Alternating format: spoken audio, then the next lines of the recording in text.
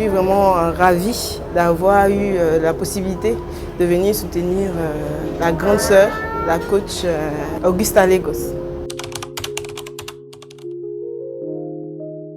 Donc réussir, comme le dit mon thème, c'est une déclinaison en fait du thème d'aujourd'hui qui est dépasser vos limites jeunes, oser rêver, oser réussir. Et j'ai voulu donner en fait ma définition ou du moins ma recette de la réussite. Donc pour moi, en fait, la réussite, c'est vraiment accepter l'échec sans jamais renoncer.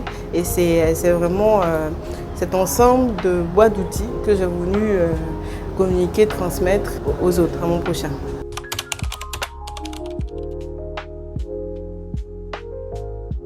La moralité de ce qu'il faut comprendre, c'est qu'en toute chose, il faut se préparer. C'est la base. Il faut se préparer en se disant que l'échec est réel, on peut échouer. Donc en se disant que de toutes les manières, l'échec est une éventualité, on n'a plus peur de l'échec, il n'y a plus rien qui nous retient. Donc on fonce, on donne ce qu'on a à donner, on prépare. Peu importe le niveau de préparation, peu importe les aléas, la clé, ou du moins ce qui va vraiment faire la différence, ce que j'ai appelé le joker pendant l'intervention, c'est vraiment l'état d'esprit, c'est le moral. Donc ce que je voulais dire par là, c'est garder son sang-froid et surtout rester positif à tout moment.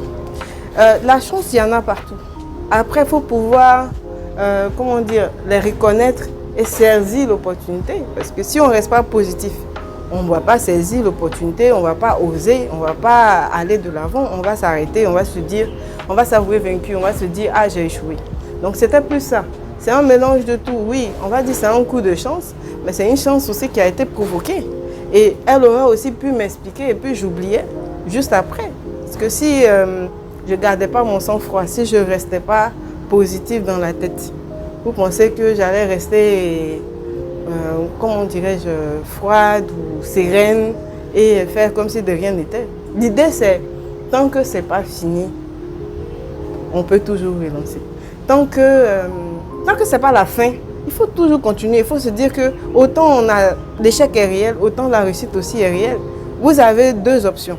Soit vous échouez et vous pouvez toujours réessayer, soit vous réussissez. Donc dans l'instant présent, il faut tout donner. Il faut donner ce qu'on a et puis il ne faut pas renoncer, il faut continuer jusqu'au bout. Donc c'était plus ça, c'était même si tu sens qu'il y a un échec qui vient, ne jamais renoncer. Avance seulement, donne ce que tu as.